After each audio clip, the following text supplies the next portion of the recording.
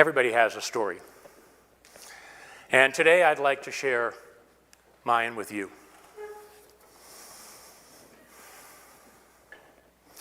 On the evening of July 29th, 2013, while enjoying the hot tub with friends, talking and laughing, I noticed my wife, Bonnie, was leaning over the side of the hot tub.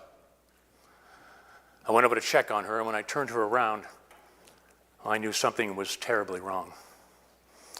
She was unresponsive. Her eyes were closed, with little color in her face. I was screaming her name at the top of my lungs, though she was just mere inches away. I prayed that she would wake up, but my cries were met with no response.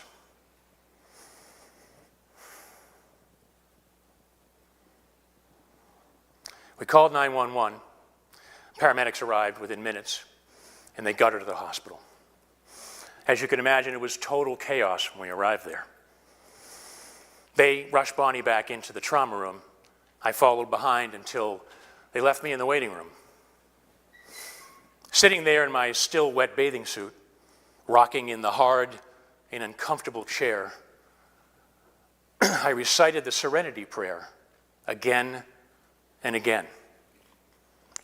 God, grant me the serenity to accept the things I cannot change, the courage to change the things I can, and the wisdom to know the difference.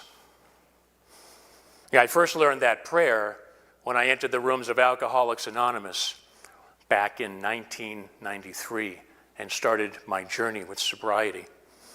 And in that moment, it was the only thing I could think of to calm my nerves. We soon learned that Bonnie had a massive brain aneurysm. And within 48 hours, it was clear that my Bonnie wasn't coming back.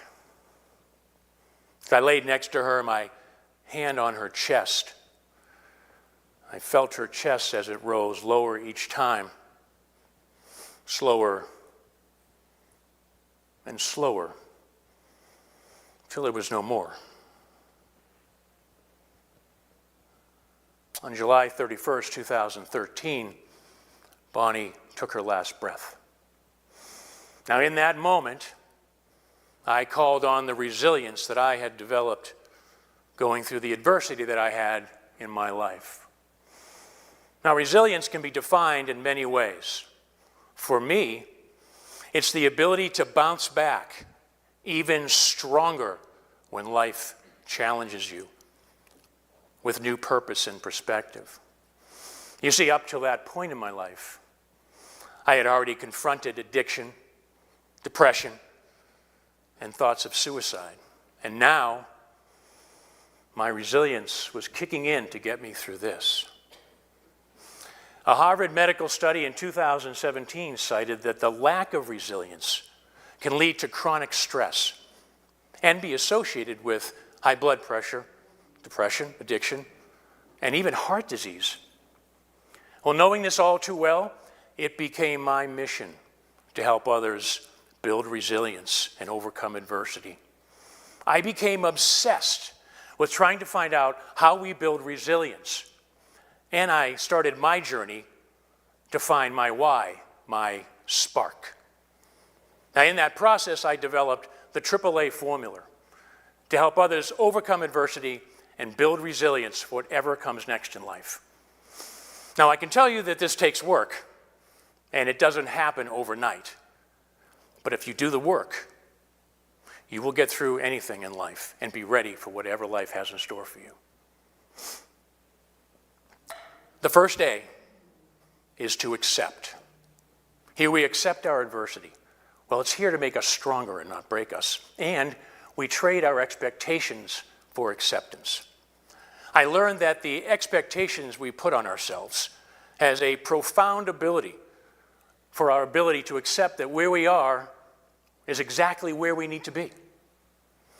Looking back at my early days of sobriety, some 31 years now, it was difficult for me to get any kind of progress until I was able to accept where I was exactly where I needed to be.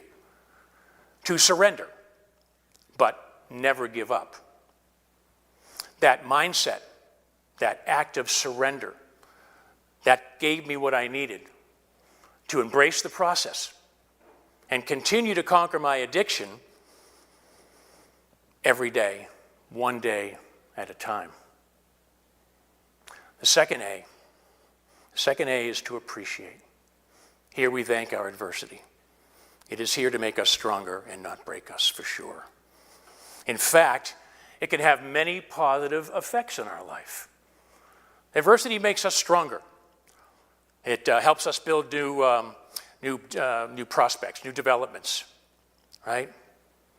It gives us a greater appreciation for what we have.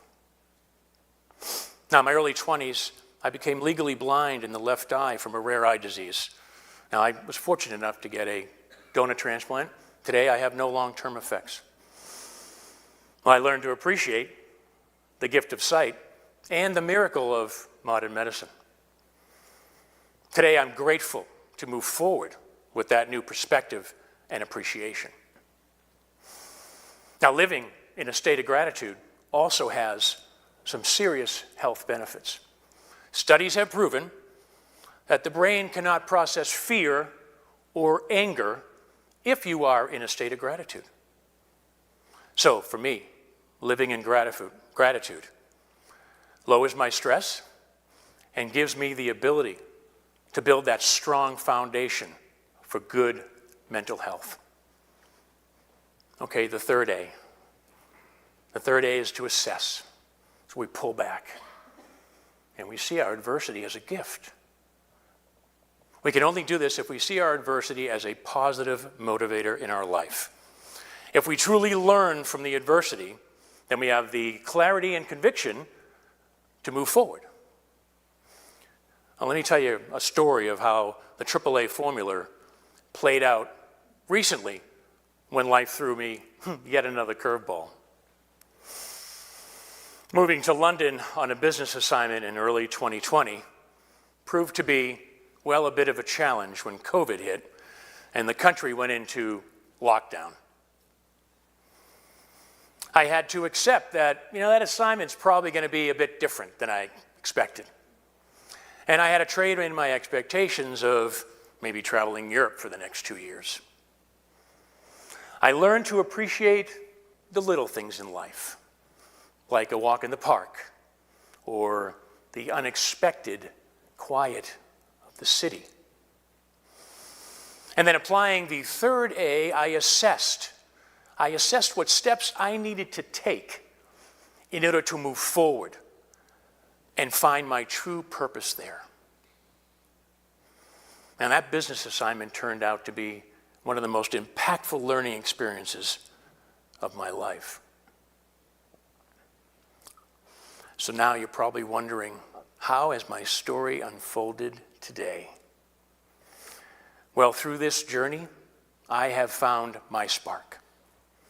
To be a servant, to give back, and to empower others to live with purpose and find what sparks them. And if you got something out of my story today that you can use in your life, I am forever grateful. I stand before you a man that is blessed beyond measure. I am proof that you can not only survive, but you can thrive after adversity. And if you do the work, you will be ready for whatever life has in store. And I have found love again. Yeah. With Missy, a beautiful soul that has taught me that there can be love again after tragedy. I have moved forward with Bonnie, not from her. And today I live my life in tribute to her. I am absolute proof that you can not just survive, but thrive adversity. And if you do the work, you will be ready for whatever life has in store for you. Now, embracing this process can be a bit countercultural. I mean, there's so much being developed today to make our life easier. It's difficult to learn the skills we need to be successful when life challenges us. To surrender, but never give up, is my idea worth spreading. Through this process, we not only build, but we strengthen our resilience.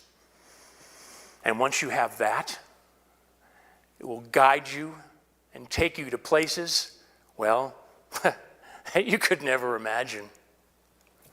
So my wish for you today is that you never look at adversity again the same way, that you embrace it.